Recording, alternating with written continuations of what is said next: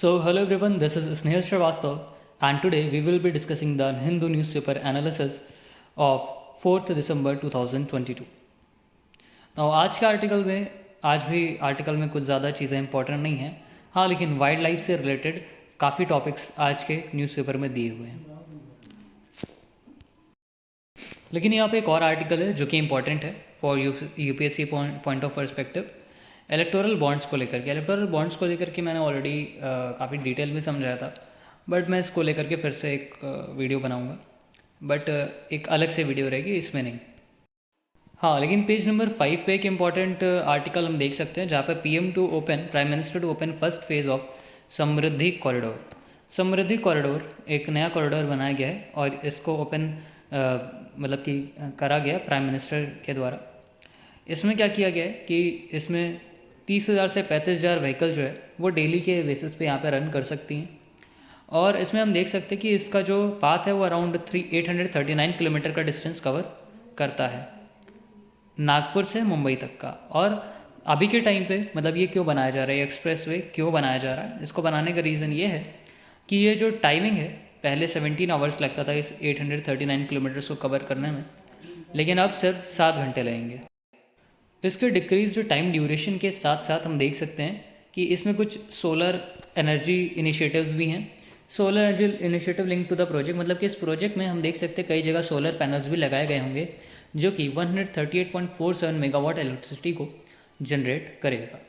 ये एक काफ़ी अच्छी बात है गो ग्रीन होने का। एक मतलब यहाँ पे हम कह सकते हैं कि यहाँ पे गवर्नमेंट का इनिशिएटिव है कि वो किस तरह से इन एक्सप्रेस वेज के थ्रू भी अपनी इलेक्ट्रिसिटी की कंजम्पशन को और साथ ही साथ जो कुछ भी फ्यूल्स आते हैं फॉसिल फ्यूल से उसको चेंज करके एनवायरनमेंट से वो एनर्जी को निकाल रहे हैं इन अ सस्टेनेबल वे में और सेफर वे में। इसमें ये 391 विलेजेस को कवर करता है और 10 डिस्ट्रिक्ट्स को क्रॉस करता है। और साथ ही साथ यहाँ पे 209 अंडरपास दिए गए जहाँ से एनिमल्स और पेडेस्ट्रियंस जा सकते हैं। ये 3 वाइल्ड लाइफ सेंचुरीज से भी होकर के जाता है। लेकिन सबसे इम्पोर्टेंट बात कि ये कहाँ से कहाँ तक जाता है, मतलब कि हमारा ये जो समृद्धि कॉरिडोर है ये नागपुर से मुंबई तक जाता है। बस इसमें और ज़्यादा इम्पोर्टेंट कुछ नहीं है। हाँ, यहाँ पे हम ये आंसर राइटिंग में ये मेंशन कर सकते हैं कि गवर्नमेंट के इनिशिएटिव्स है कि जो नए एक्सप्रेस वेज बन रहे हैं उनमें सोलर पैनल्स लगाए जा रहे हैं। साथ ही साथ वहाँ पे वाइल्ड लाइफ का भी ध्यान दिया जा रहा है। 8 over passes wild life movement के लिए इस समृद्धि कॉरिडोर में बनाए गए हैं। तो मतलब यहाँ पे देखा जा रहा है कि वाइल्ड लाइफ को भी ध्यान दिया गया है, साथ ही साथ क्लाइमेट चेंज को भी किस तरह से टैकल किया जाए वो सारी चीज़ें भी लाई जा रही है। और साथ ही साथ जो हमारा मूवमेंट है वो भी फास्ट किया जा रहा है, मतलब ये सस्टेनेबल वे है, हर तरह से ऑल ओवर डेवलपमेंट किया जा रहा है। नेक्स्ट आर्टिकल हमारा आता है जहाँ पे बताया गया है कि केरला में एक जगह है अलापुझा। ये हमेशा जनरली काफ़ी बार न्यूज़ में रहती है, इस पर बहुत सारे आर्टिकल्स भी देखने को मिलते हैं। अलापुझा जो जगह है केरला में, तो यहाँ पे ये बताया जा रहा है कि एक वेसल मिला है। वेसल को ऐसा बताया जा रहा है कि वो किसी शिप का पार्ट है, बोट का पार्ट है, वो बोट के शेप में है और ये 1990 में पाया गया था। फिर इसके बाद इसकी कार्बन डेटिंग करी गई, पता चला कि ये 920 AD से 1160 AD के बीच का है। कार्बन डेटिंग से पता चला, मतलब 1000 AD के अराउंड ये तब के टाइम की शिप है। अच्छा, ये बात पता चलती है, लेकिन इसका क्या करना है, कैसे करना है, अभी तक कुछ भी डिसाइड नहीं हुआ है। तो ये पड़ी हुई है अभी इसी तरह से, मतलब उसको सेव करके रखा गया है। फिर एक आता है महाराष्ट्र के सेटअप इंडिपेंडेंट मिनिस्ट्री फॉर दिव्यांग। ये हमारे काफ़ी एग्जाम्स में पूछा जा सकता है, चाहे 1 लाइनर क्वेश्चंस हो सकते हैं या फिर कुछ भी हो सकते हैं। महाराष्ट्र ने पहला मतलब कि पहला ऐसा स्टेट है जिसने मिनिस्ट्री फॉर दिव्यांग बनाई है, मतलब दिव्यांग लोग, डिसेबल्ड लोग जो होते हैं, या फिर कह सकते हैं कि स्पेशली एबल्ड लोग जो होते हैं, ऐसा बोला जाता है ना, मतलब डिसेबल्ड हम यूज़ नहीं करते। डिसेबल्ड वर्ड यूज़ करने का मतलब है कि हम उनको ये बोल रहे हैं कि मतलब कि वो कुछ नहीं कर सकते, बट ऐसा नहीं है। उनके लिए चीज़ें अलग हैं। अगर उनको हम उनके एनवायरनमेंट के हिसाब से चीज़ें प्रोवाइड करते हैं तो वो उन सब चीज़ों को कर सकते हैं। तो हम जब भी आंसर राइटिंग करेंगे तो स्पेशली एबल्ड लिखेंगे। डिसेबल्ड लिखना मतलब अच्छा नहीं माना जाता इन अ पॉजिटिव वे। जो हम किसी सीधी सी बात है, अगर कोई मतलब कि दिव्यांग है ना, और मे बी उसके किसी भी कुछ भी रीज़न हो सकते हैं उसके दिव्यांग होने के, मे बी कोई एक्सीडेंट हो या फिर कुछ लोग बाय बर्थ होते हैं, तो इन सब चीज़ों को हमें जो है निगेटिव वे में नहीं लेना चाहिए। हमें लेना चाहिए कि उनके लिए मतलब अगर स्पेशल एनवायरनमेंट, स्पेशल चीज़ें क्रिएट करी जाए तो वो भी एकदम बाकियों की तरह परफॉर्म कर सकते हैं। तो हम इसलिए उनको स्पेशली एबल्ड बोलते हैं, है ना। और इसी तरह से कुछ जो बैकवर्ड डिस्ट्रिक्ट्स होते हैं उनको एस्पिरेशनल डिस्ट्रिक्ट्स नाम दिया जाता है, ना कि बैकवर्ड डिस्ट्रिक्ट्स नाम दिया जाता है। मतलब थोड़ा सा हमें जो जब नाम चेंज होता है तो वे ऑफ थिंकिंग भी चेंज हो जाती है। अब जैसे डिसेबल्ड वर्ड है तो वो थोड़ा निगेटिव जाता है, वही स्पेशली एबल्ड बोलते हैं तो पॉजिटिव रिप्रेजेंटेशन होता है। तो हमें पॉजिटिव रिप्रेजेंटेशन हमेशा दिखाना है कि चीज़ों को लेकर हमारा जो पर्सपेक्टिव है वो पॉजिटिव है। चलिए, इसके बाद हम लोग मतलब कि ठीक है, इन्होंने सेटअप करी है। अब सेटअप करने के बाद वो मिनिस्ट्री क्या क्या करती है वो आगे पता चलेगा जब वो मिनिस्ट्री वर्क करना शुरू करेगी। अब इसके बाद यहाँ पे एक आर्टिकल है जहाँ पे अभी हमने सुना था कि एम्स हॉस्पिटल का जो सारा सर्वर था वो डाउन हो गया, सारी चीज़ें रुक गई। उसकी वजह से लोगों का इलाज सही से नहीं हो पा रहा था। इलाज मतलब कि एंट्रीज़ नहीं हो रही हैं, कौन क्या कैसे किसके साथ क्या हो रहा है, वो सारी चीज़ें रिकॉर्ड्स में नहीं जा पा रही थी, तो सब कुछ रुक गया था एम्स हॉस्पिटल का।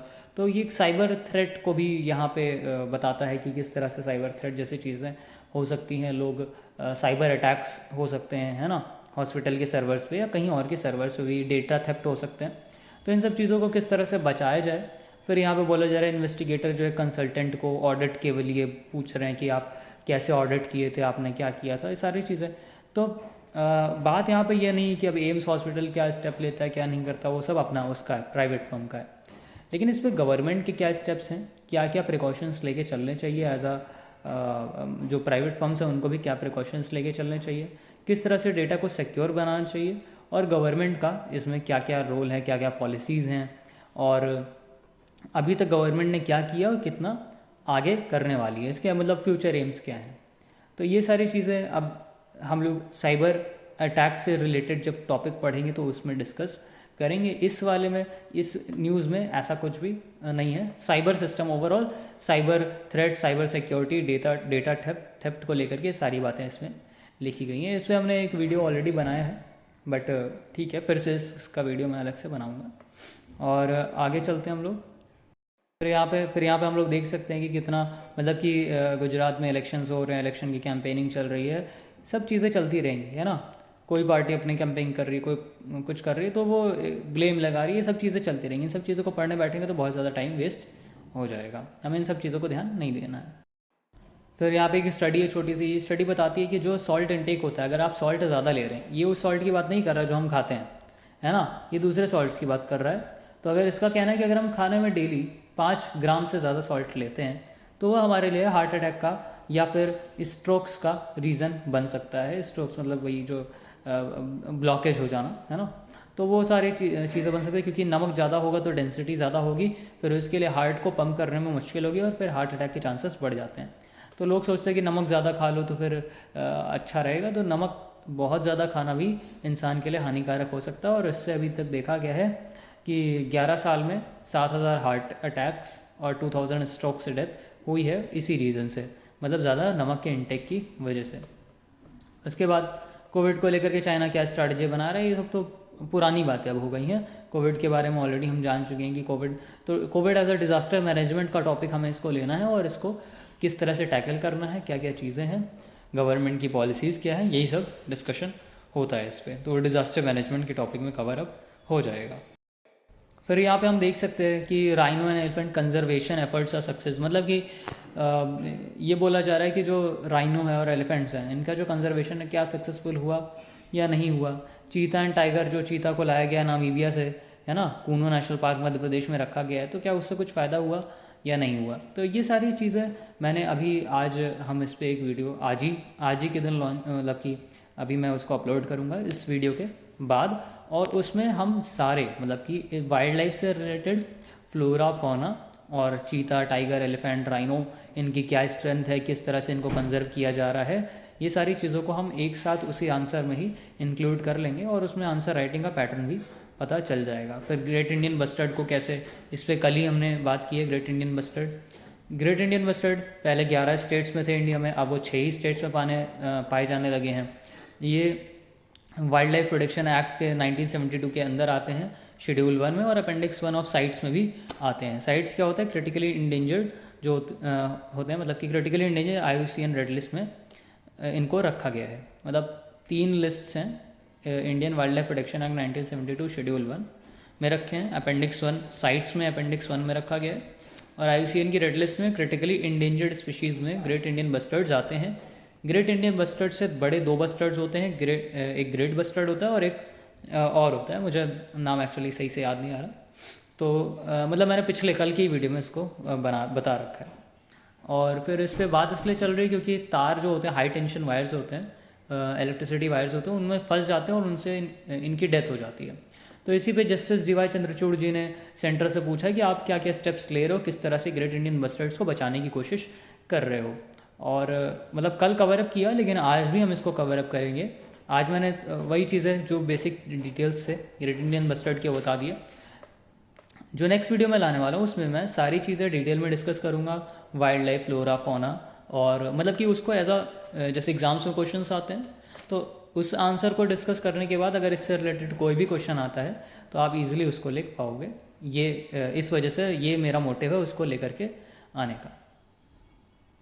और आगे तो कोई ख़ास न्यूज़ है नहीं इससे रिलेटेड।